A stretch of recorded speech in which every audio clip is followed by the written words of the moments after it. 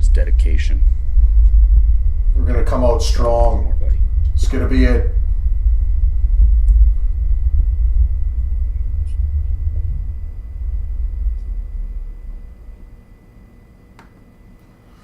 Game on! Game on. Grab the nets. Sticks in the middle. It's time for another episode of Straight Off the Pipe.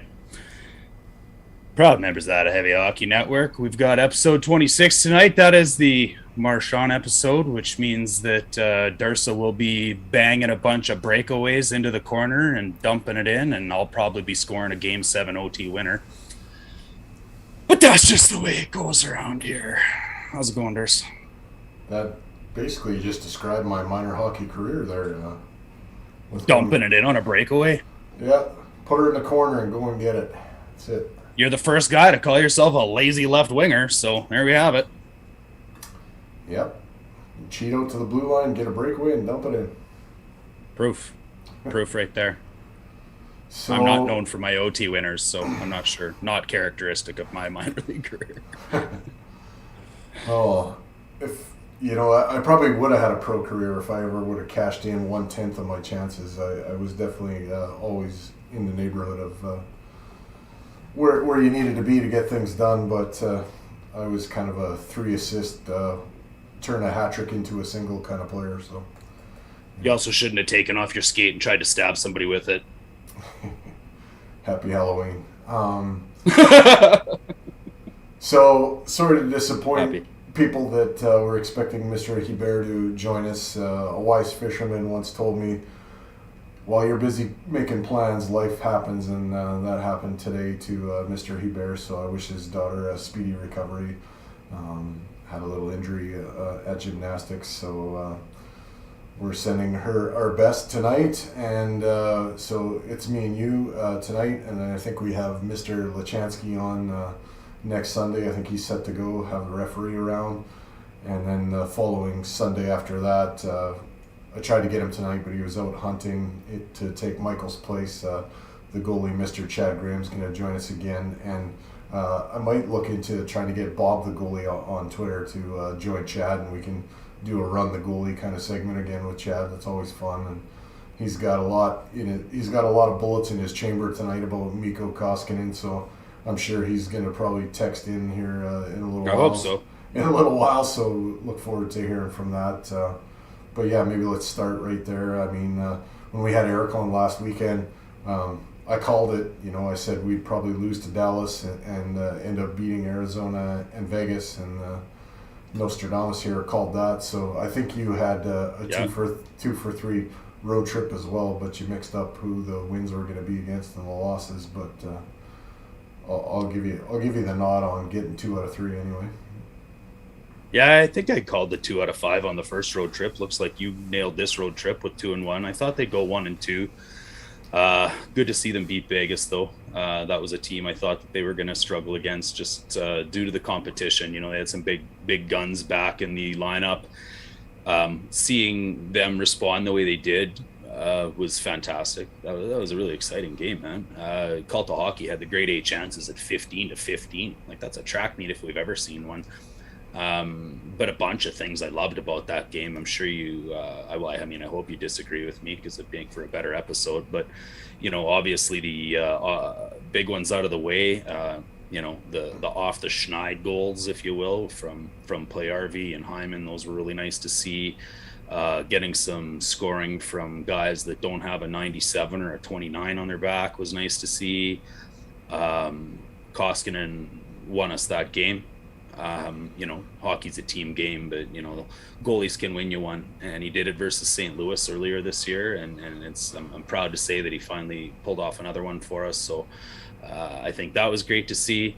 Broberg leading our team in time on ice, absolutely great to see. I mean, I think he almost did it. He was a minute short the game before as well versus Arizona. So guy goes from first game in the NHL to all of a sudden leading our team. So just a whole bunch of positives to pull out of that game. And we did it against a team that we're probably going to see a lot this year. Yeah, 23 and change minutes for Broberg last night. I think he's gonna be hard to push out of the lineup once Nurse and Keith are back. I think that that bumps Cuckoo and Russell from the fold. Speaking of Chris Russell, I guess he broke the record for shot blocks. Um, Congrats, Cowboy. Yeah, and I mean people will knock him for that stat. I don't know. To me, it takes a lot of guts to stand in front of a Alexander Ovechkin slap shot and be willing to take that for your team. He gets my gratitude for that. I don't think I'd be diving in front of pucks coming at my head and a la Sean Horkoff or whatever. It's something that you have to be committed to do, and not everybody is. And to be able to block as many shots as he has and not miss significant time to injury is also like something else that's literally amazing. I mean, 100 mile an hour black vulcanized rubber coming at you. I don't care what kind of equipment you're wearing, you're gonna feel it. And to kind of be as Iron Man as he is, and always willing to step in front of that puck is earns my respect anyway. Yeah, no doubt about it. I think, just isolating on the Russell thing alone, this would have been an interesting one if Bureau Chief Hebert would have been here, because I know he's not the biggest Russell fan. In fact, I don't even think he's that confident that he should really play another game for the Oilers. All said and done, that's a pretty cool thing to lead the history of the NHL in anything. Block shots is, it's not the glory stat by any stretch, but I'd rather lead the league or the history of the league in block shots than plus minus. It's a Cowboy type of stat, and that's a Cowboy player.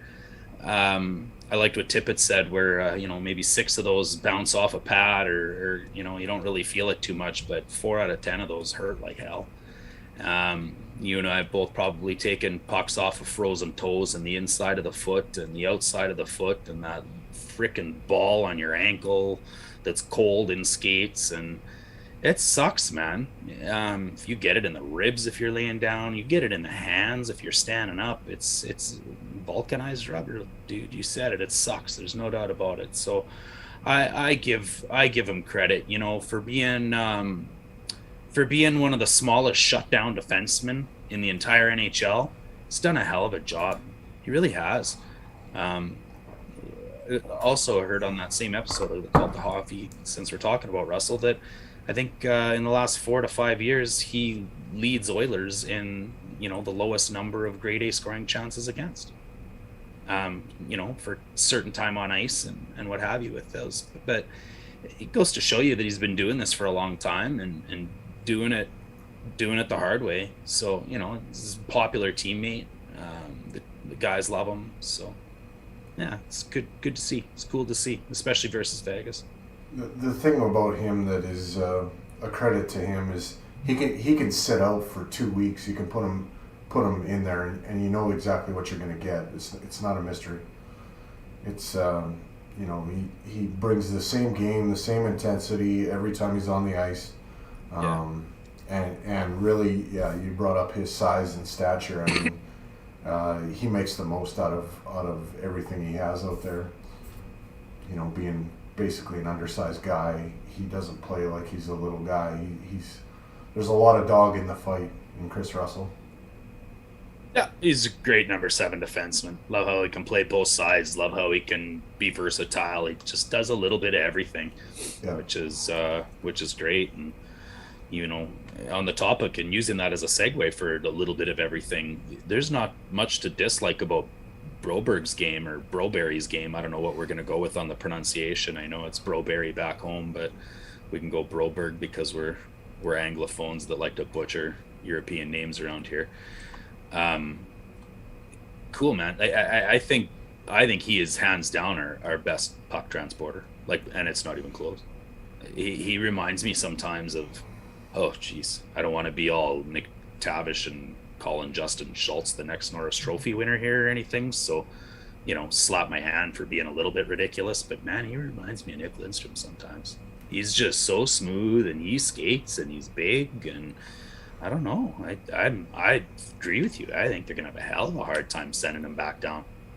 Well, yeah, I mean, in a sense, like he almost skates like Nurse, and I think there's really good vision there, really good poise. Um, he's not error free yet, but I mean, he's a Nope. rookie. He's a rookie defenseman, and I when he was drafted, it was the end of the world, and what are we doing? And holy shit! And I wanted to have Michael on to talk to him about that a little bit because he had a show during that draft, and the guys that he had on, it was just holy, let's just shut her down, Yeah. turn off the lights, and go home. I mean, it's the end of the world.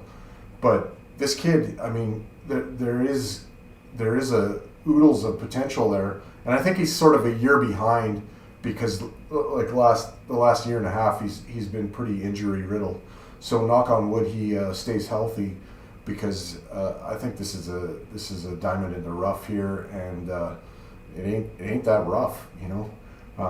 He can come in and take over the minutes. I know that nurses out and all that, but to be playing more than some of the other guys that are been in the league for a while, like Cody Ceci and that, says a lot to what they think of him and how he's actually playing. Um, yeah, I mean, Nico had good things to say about him. Yeah, I just I don't know if he's gonna be the 40 point a season kind of defenseman, but that doesn't really even matter to me. Just I don't control. think it needs to be. Yeah, control your own end and get pucks to the guys on this team that can do damage, and away we go. Just be like Clefbaum was a little bit like just above average at everything. He wasn't fantastic at any one thing. I don't know, a little bit like that, a little bit that there's just looks like a real good Swedish defenseman. Like I don't know what else to say. Error free. No, certainly not. I think the big glaring one was, the way he chased Kessel along the boards in the Arizona game and left Kyle Connor wide open. He made that an easy chip pass into Connor for the middle to a dangerous player who's hot. So, I think you play that like your regular NHL veteran defenseman, and you take the pass away, and you let Kessel shoot from the outside, and maybe that goal doesn't happen. But outside of that, there hasn't been a ton of mistakes that really hurt us, and error free. Durs, you show me a Oilers defenseman that's error free right now, and I don't know. I'll show you the '06 Chris Pronger. I don't know. Like we're not going to get that, and he's been hella good. Yeah, the pass to Puliarvi was, um, I mean that's a great play. And speaking of Yeah. Yessie, I guess just get right into it. My little oil blowout for tonight is, you know, as fans, like I bring up the whole draft thing and the pissing and moaning that we didn't draft a forward and we, stockpiled a little bit more D when we drafted Broberg. And, we look at our team this year and everybody's dialed in on the bottom six, not, kind of getting caved and giving up more than they're getting. And so Tippett recognizes that Puliarvi and Hyman are slumping a little bit, so he kind of shuffles the deck a little bit and gives Cassian a little bit of shine with Leon in Arizona, and it works. And then last night he kind of does a little bit more tinkering, and Nuge gets off the schneid, Hyman gets off the schneid, and Puliarvi nets one, and Puliarvi had a hell of a game. I mean, this is a kid that can drive a line from the right side. Most of the time it takes a center to drive a line. He can dictate play from the wing, and that's a hell of a credit to him. So I think people need to pump their brakes and chill out a little bit. I don't think he's going to be a third line player for the rest of his tenure as an Edmonton Oiler. I think it's just a short stint to kind of get him going and then get him back up with Connor and probably Hyman again. I think that'll be kind of what goes on. but mixing things around a little bit to try to get some balance in the lineup is kind of what you ask of a coach. I mean, we can be critical of a lot of X and O decisions by Tippett, but I think shuffling players around the lineup is not one of them. Yeah. I mean, Oiler fans be Oiler fanning. I mean, we're never happy, bro. Yeah, I guess, right? Like, we bitch and moan that we're bottom six is caving 5-on-5, and then Tippett actually does something about it. And you said he threw him on the third line to get him going. I'm not even sure that's the case. I think Puljujarvi was playing well. He was snake bitten. He missed a few big chances over the few previous games. I don't think his play had really dropped off. I really think what that was about was not demoting Yessa per se, but just giving him a different assignment. He brought that third line defensive responsibility. By putting Cassian up on that top line and putting Yessa on the third line with Foegele. I thought that was showing that he could give him some responsibility defensively sometimes as well, right? He's not a point-a-game player. He's not going to have 80 to 100 points. He's going to be a 60-point player and be able to absolutely contribute with all sorts of other, great play and intangibles because of who he is and his size. Yeah, I sort of think that the move was a little bit because, he was getting good looks, and I think he's putting a little too much pressure on himself to score. It's not really coming natural. You start thinking I gotta score because I'm playing with McDavid, right? So then it just becomes a little bit of a mental thing. So you put him with those other guys and he can relax a little bit and he gets a goal.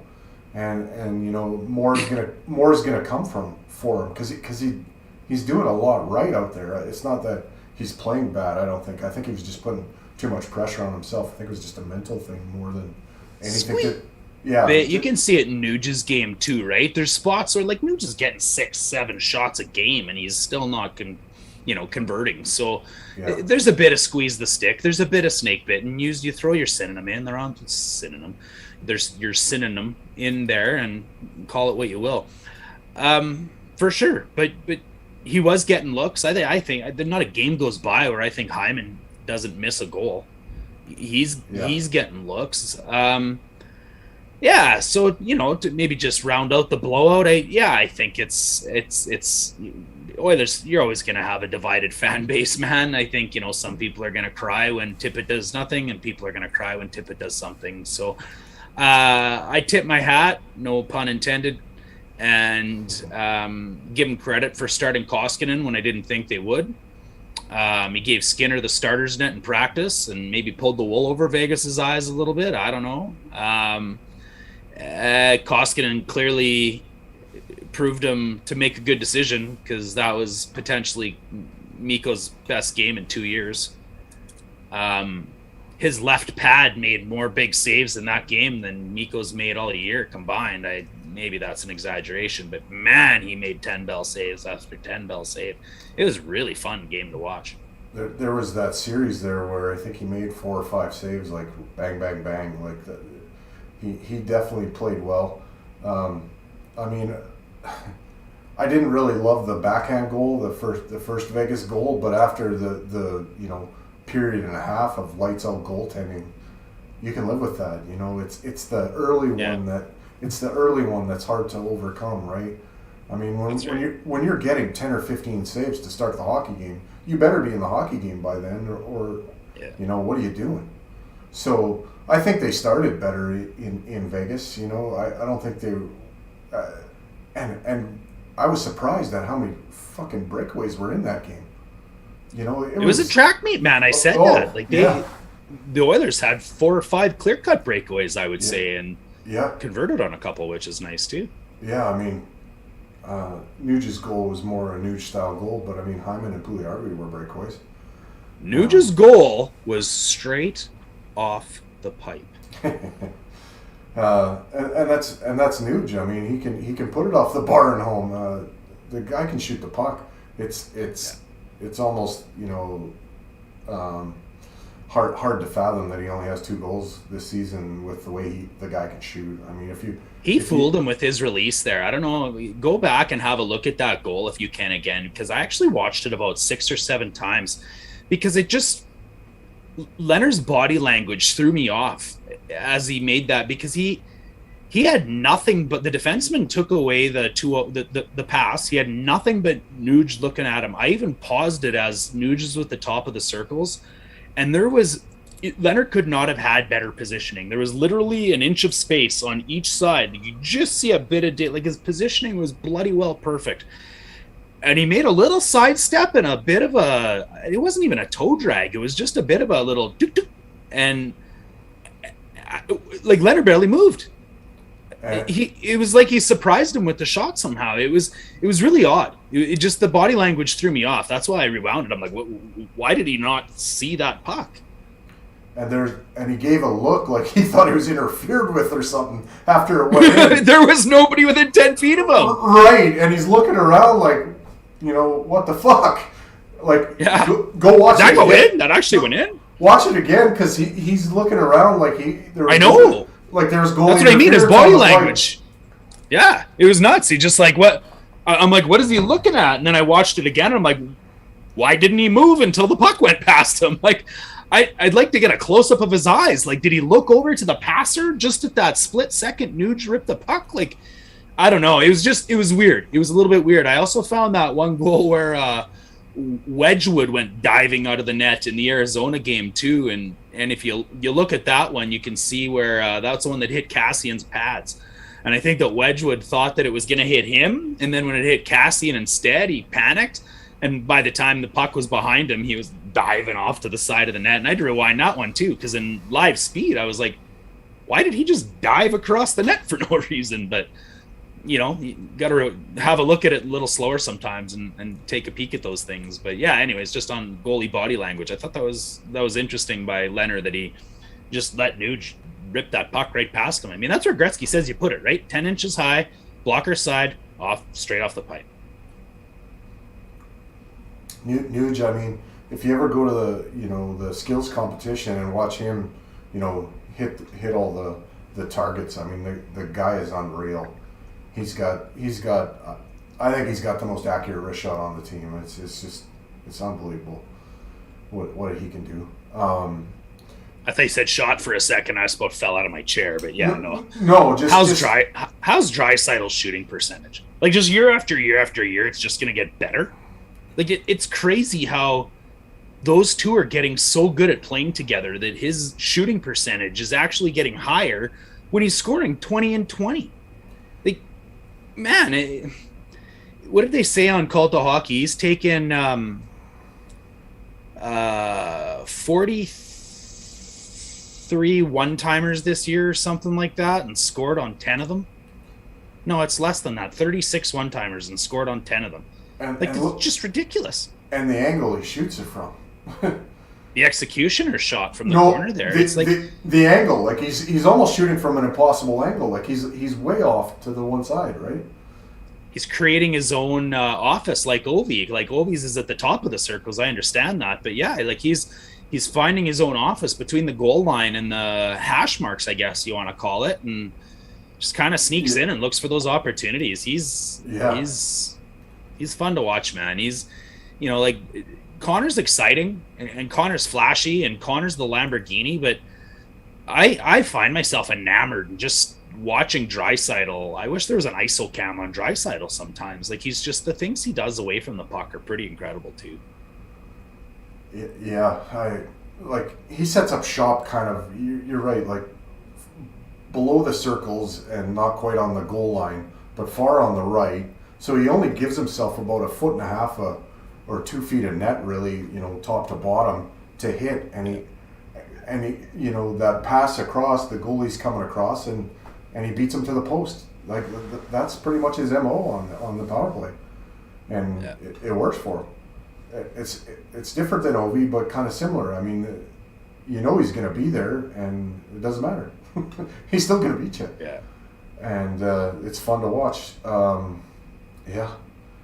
Then the other breakaway is Hyman. Nice to see him bury that one. I thought that was When he had two that game, didn't he? Two Uh, breakaways and finished one of them. I think so. Yeah. I think Leonard I got a Robin. question for you. Yeah. Is Zach Hyman the best free agent signing in Oilers history? Like, I know it's 20 games in, buddy, but I can't think of another guy we've signed that's paid off this well. Chris Pronger. Free agent signing, that's a trade. Oh, I thought he. Okay. Yeah, it was a summer trade, wasn't it? Oh. Like, Surrey was good at smashing plexiglass, but that didn't turn out well. Surrey might have been good, but yeah, that whole injury thing messed that up. I don't know. Became a conversation on the couch with the I mean, it's better half. It's a long-term investment that you know, in year one is looking pretty good. Best for free agent signing in Oilers history. I mean, that I'd really have to go through that. I couldn't think of one. I just, it's been awesome to see, man. You know, a guy finally chooses Edmonton and it's paying off, and you know, top 6 minutes and complimenting both Nuge and McDavid every time he's out. Who doesn't he compliment? I guess that's what he was known for, right? I guess it doesn't matter who Hyman plays with. He's the motor on that line. Which makes people around him better. You kind of bring up an interesting point, though. It almost seems like every major deal that ever happens was because of a trade, or almost like selling players to get something back. Like, yeah, think about it. We can bring it up again. It was a conversation on our couch, and I pulled out Google and I couldn't figure it. It made me think, like, the guy's 20 games in and he might already be our best free agent signing of all time, which is kind of just a pretty profound statement if that's the case. But how did Curtis Joseph end up becoming an Oiler? Yeah, good question. Yeah, that's something else in my head. Wasn't that is that the Fuhr trade? I don't know. I think Grant was already gone. But, you know, let's hope we get through this injury bug sooner than later. And, you know, it's cool to give Broberg a pat on the back, but he's also had the opportunity of our entire left side being injured. Yeah. You know, from Clefbaum to Nurse to Keith to Cuckoo. Everybody that shoots left on the rosters, you know, wearing Mickey Mouse Band-Aids. So yeah, decimated left side for sure. What was I gonna say to you? When McDavid got ran into the post there in Arizona, ugh. You know, Draisaitl gave the guy kind of a little right cross, but I want to see more people come to his aid, you know, and different personnel coming to his aid. I guess really the only person in the lineup that should have probably done something there was on his line, but I don't exactly know if he was on the ice when that altercation actually happened. I don't remember. Is this just not really the exact reason that we talk about Darnell Nurse's value? Nurse, I think we brought up that in the Jets game when he went after Scheifele taking a swipe at McDavid. Man, if Nurse was on the ice, and he might have been, because that was a power play, if he'd have been on the ice, he might have come in and broke his stick over his back. Yeah, that's right. It was a power play, so Cassian wasn't on the ice at that time, but you know, that's right. The rest of the game, and not a lot. Like, there was nothing, so you would have had some opportunity there to lay a lick. And I don't know. To me, he's too valuable of an asset to just kind of let shit like that go. If the ref isn't going to do anything about it. Yeah. And they fun to get. And they didn't. And, you know, player safety didn't do anything about it. So what happens if he separated his shoulder there, you know? Well, or re-breaks that collarbone. I don't know which side that was. That, you know, whether that was the... Pretty sure it was his right the shoulder. Side he injured in his rookie year or not, but still, you don't want to. It's a valuable part of your body and fragile part of your body right there. Mm-hmm. Mike Keenan declined to re-sign Curtis Joseph after a disappointing first-round exit in the 1995 playoffs and traded his rights to the Edmonton Oilers. Okay, so that's still not a free agency. Mike Keenan, thanks, buddy. I like some Cujo. In fact, I got a Cujo mask right here. What's that? There we go. What else have you liked? What else have you hated? You bitten anybody lately? Yeah, so for our What the frack? What the frack segment, Brendan Lemieux decided to bite Brady Tkachuk. And man, Tkachuk had some hilarious things to say about it. Called him a brickhead. I think that's pretty cool. Yeah, I think I got that statement right here. I should read that actually, because it's a nice little segue into what the heck is going on there, and what is going on there. You just don't see that, right? Like, of all the things you see in hockey, and the punches and the head smashing and the spitting and biting, they're against the code.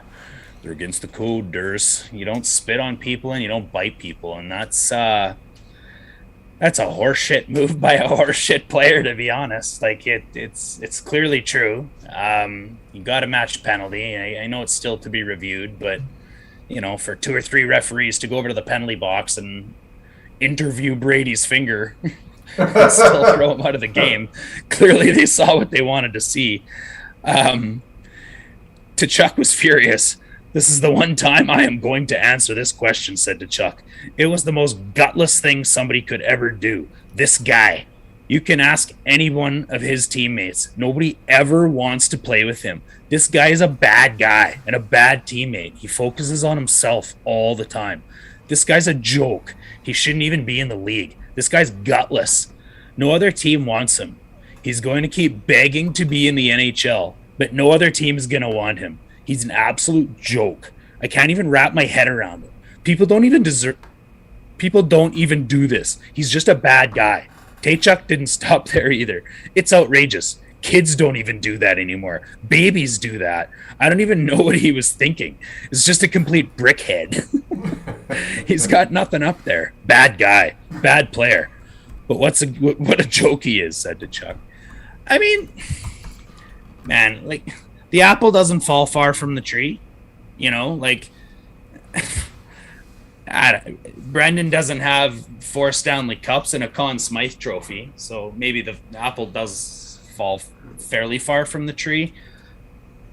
Claude Lemieux bit Jim Ploplinski in 1986. Claude Lemieux and Keith Tkachuk have had it out. They fought in a Canada-US game. I think it was in the World Cup or something like that. Yeah. What's different about this? Matthew and Brendan fought in a prospects game, in the Cherry or prospects game. Perfect. And during that game, Matthew was just about broke his stick over top of Brendan while he was turtling on the ice. Because I remember people back then putting side-by-side pictures of Claude Lemieux turtling versus the Red Wings right beside Brendan turtling on Matthew, which is pretty rich given Matthew's nickname is the Turtle. So, hey, this turtle-on-turtle violence has got to stop. Brady, on the other hand, is a tough son of a bitch, man. I would not want to piss that kid off. Led the league in majors last year. It's going to be interesting to see that next game. Yeah. I like Brady. I like Matthew too. I mean, we could use a pest like him on our team any day. But I would like him in an Oilers jersey. Yeah, I'd take Brady in a second. I like him, big kid, strong. So next week is Penguins and Seattle, and we will be following the LA Kings next Sunday. So there's 3 games coming up. Any thoughts on how that's going to go? Run the table?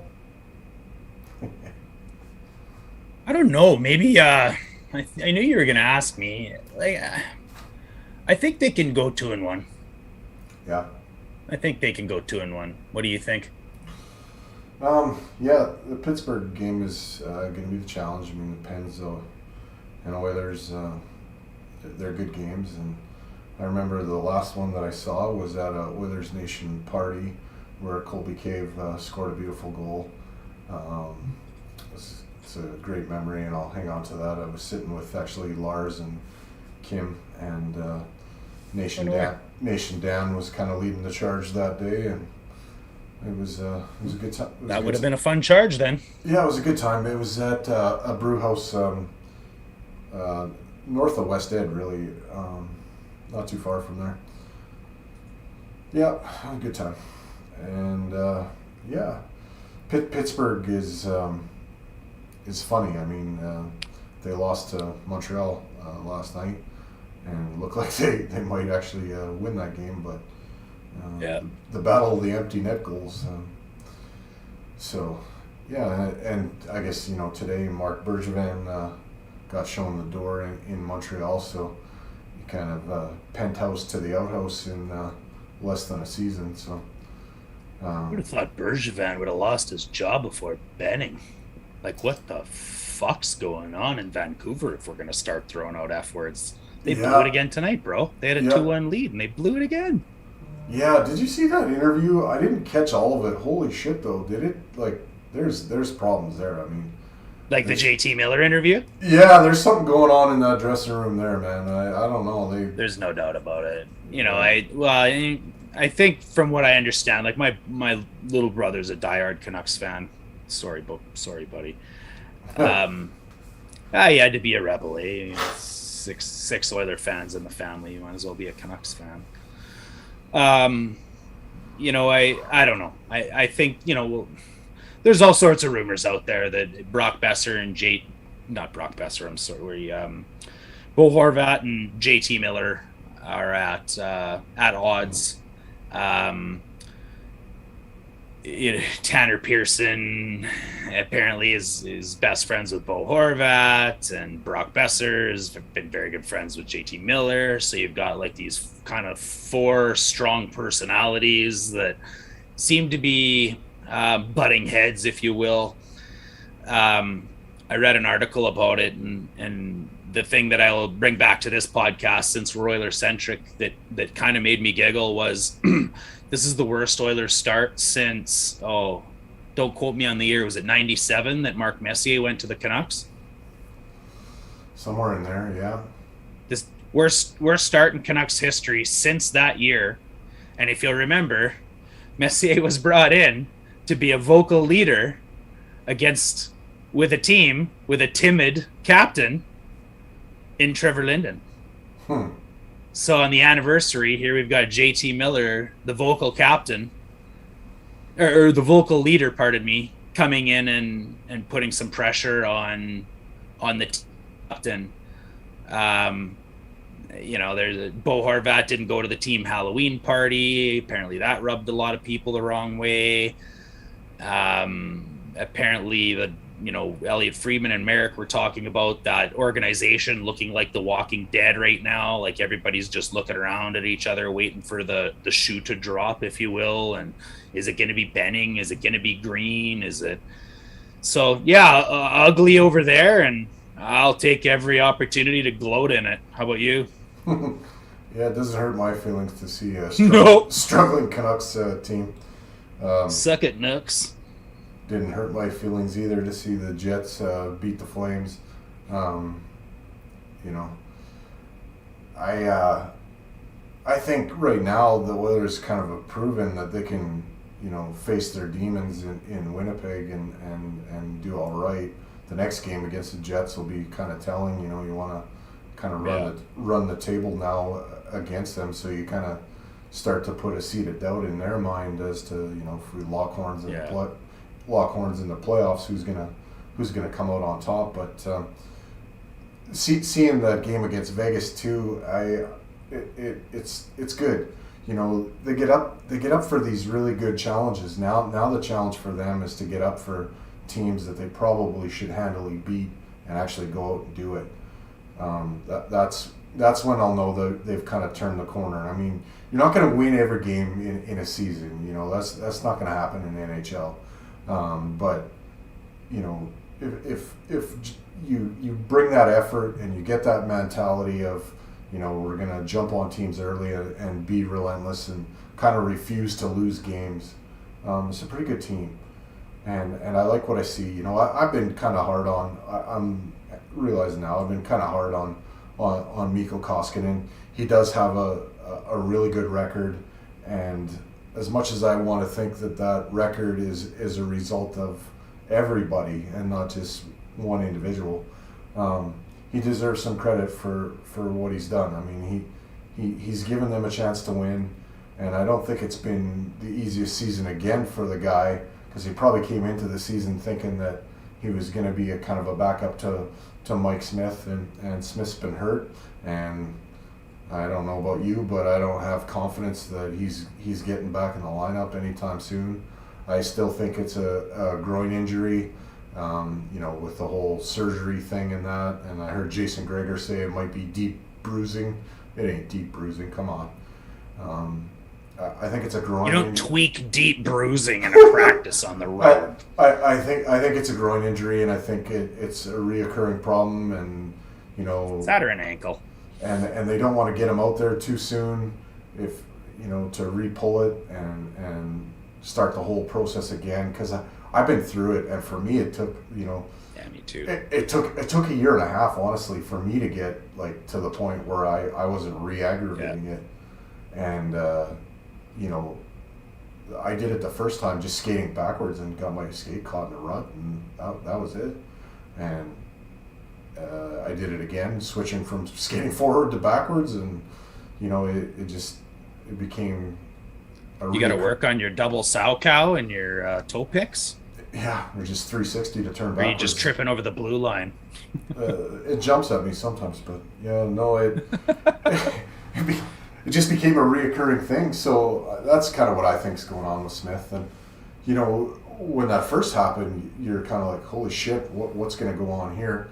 And Mikko's kind of stabled the ship, and Stuart Skinner's come in. They give him a couple of games just to give Mikko a rest, and then holy shit, this guy can play. And and he surprised me. And he's been really good. Other than that one hiccup, mishandling of the puck. That, to me, that's the only mistake the kid has made. So Skinner's been our best goalie, man. I think that's crazy to say. Like, his record isn't as good as Smith's or Koskinen's, but he's been the most stable goalie between the pipes and the most consistent goalie between the pipes. Yep. Were you hard on Koskinen? Yeah, maybe. I don't know. I was too. His first 9 games were electric, other than a few bad goals. But then those 5 games in a row where that stretch went, he had a sub 900 save percentage over those 5 games, and let in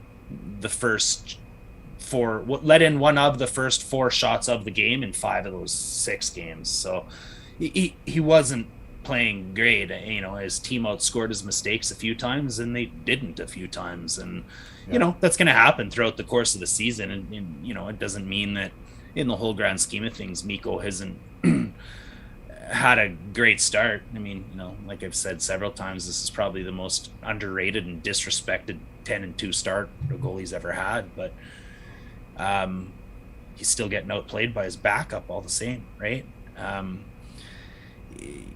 One thing I wanted to touch on that you'd said earlier, maybe we beat our Jets demons, maybe we haven't. The one concern I still have, Durst, is this. If we're going to track meet a team, like a Toronto or a Vegas, I think we're okay. I think we can outrace anybody in a track meet. Dallas reminded me of the Jets, and they kicked our ass, buddy. That was a physical team. They cut off the neutral zone. They didn't allow us to generate speed. They were physical. Heiskin and Klingberg looked like Bobby Orr and Ray Bourque that game. That scares me, because that's playoff hockey, and that's at some point in time we're going to run into a team like that in the playoffs. It's not going to be track meet for 4 rounds. So that's still our part of our game. I want to see fixed or band-aided up or something. Any thoughts on that? there were shades of Chicago Blackhawks play-in series with Dallas tipping pucks again. Yep. You know, Yep. these face-off Face-offs. Yep. yeah, these face-off plays and shots from the point to get redirected on the way in. For whatever reason, we have a horrible time of trying to defend that. Guys just, I don't know if there's like a refusal in the NHL now to get tight to a guy and tie up his stick or whatever. I don't know what the reason is, but we have a hell of a time with teams that like to shoot from Yep. the point kind of 3-4 feet in the air and tip it down and Yep. I felt for Skinner in that one because that those weren't shots that you have much chance on. It's Agreed. yeah, and that's what it looked like there. It looked like to me in that game was a game where you missed Nurse's size and heaviness and being able to lean on people. We can handle the Bens and the Gurionovs and those guys that Radulovs that have the girth behind them. Right. Yeah, they're tougher to move, and they just play like almost like the old San Jose kind of cycle, ground and pound kind of game. It wasn't a good showing in Dallas, and I was sort of leery of that before we went there. And I think that's the first meeting against the Stars, so you don't really know what to expect, and I think it might be a little bit of a case of game planning there, where Dallas was committed to kind of clogging things up and slowing everything down, and I think we need to learn to play different ways to beat different teams. You're not always going to wheel and deal off the rush and draw power plays.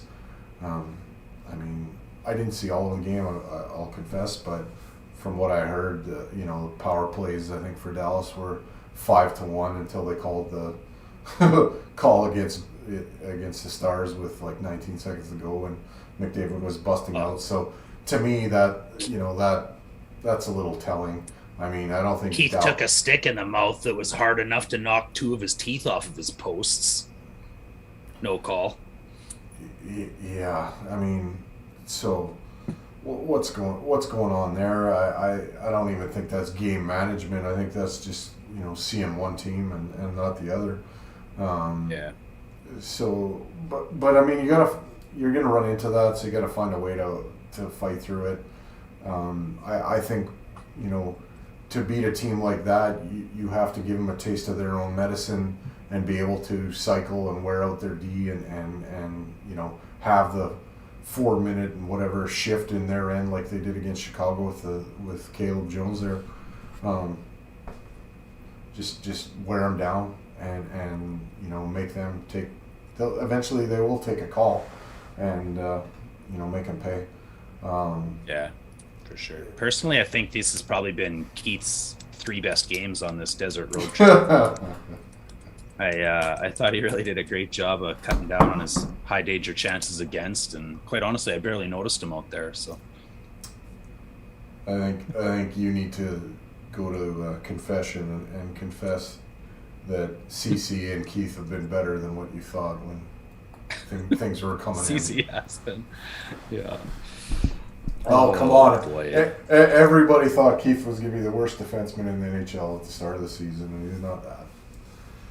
Yeah, he's average. Yeah. It was also nice of you earlier to stick up for Hebert and make up a story about his daughter getting hurt when he actually just stubbed his toe. Like for a guy like that to bang his pinky toe and jump around up and down bawling and crying and skip a podcast, it's weak sauce. You're going to run with that? I've been fired yet. You're going to run with that all the way to your Keith and CC confession that you're going to make after the show, huh? CC. Well, my friend, I think we've touched on everything we need to touch on tonight, and chewed enough fingers off. Yeah, we gave our predictions of the week, I believe. So if you got anything else, I'll let you go. Yeah, no, 2-1. I like it. I think we can take Pittsburgh. They've been up and down this year. Connor's going to get up to play against his childhood hero. It's in Edmonton, so we can line match. Seattle's should be one of those games we can win, but you know what we've done against teams below us in the standings this year. But I think they can beat that trend. I think they're gonna knock that monkey off their back and win against Seattle. LA might be a tough ticket. I think there's a couple of big bangers on that. They play hard, they grind, and maybe we're coming off of that high on the 2-game win and don't come out strong against LA and lose to a veteran team like that.